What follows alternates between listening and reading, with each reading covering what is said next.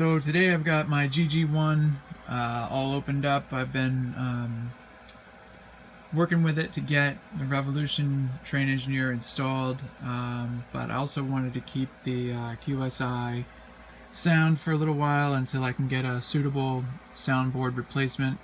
And what I found was in the test runs that I posted a couple of days ago that this engine runs pretty slow. I mean, we're talking real slow. So I went ahead and I pulled the wires out for the motor. The motors are wired with these two plugs here, as you can see right there, these two guys.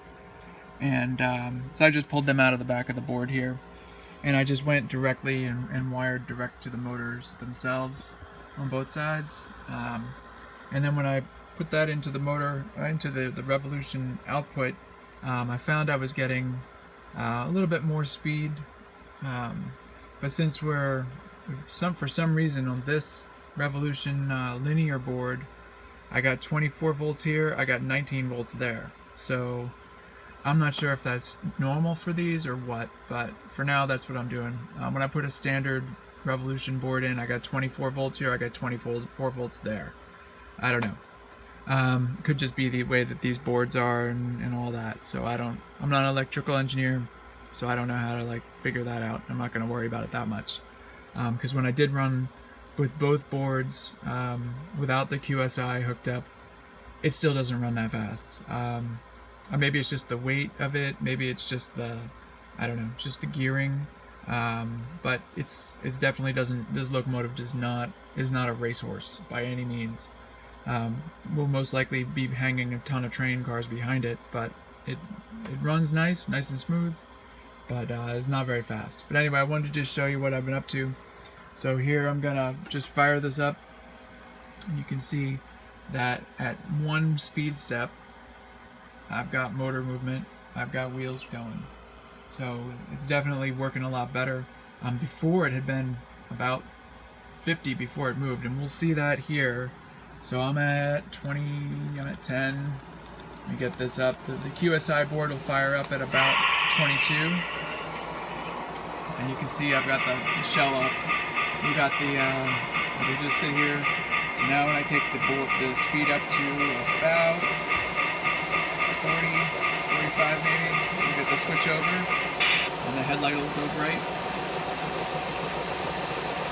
Right at 45. So that's when previously this would have just started moving. As you can see, the motors are moving pretty good.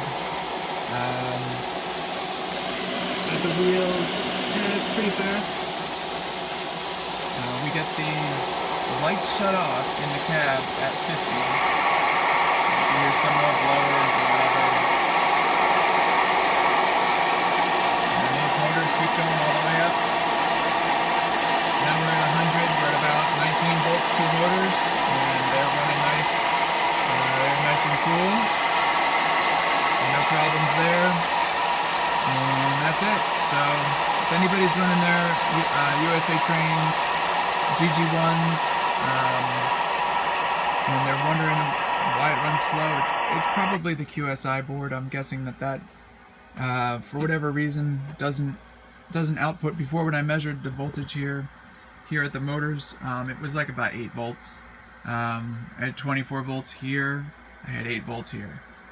So that's lugging these motors, I think, pretty bad. They should be running closer to 24 volts at full speed. So that's it. Anyway, enjoy, and if anybody has ever wanted to know what the inside of the GG1s looked like, this is it. So you've got a motor here, a big flywheel on both sides. You've got a single transition gearbox here. It feeds down to the center, the driver down here, and then there's a shaft here that turns all the gears on the inside here. So I actually opened those up yesterday. Nice brass gears, all looked good. Nice helical gear on those, so they keeps everything running nice and smoothly. And there's even a little grease port underneath where you don't have to take the whole thing apart, which is good because they're kind of spring-loaded. And that's it. Anyway, thought you guys might like it. See ya.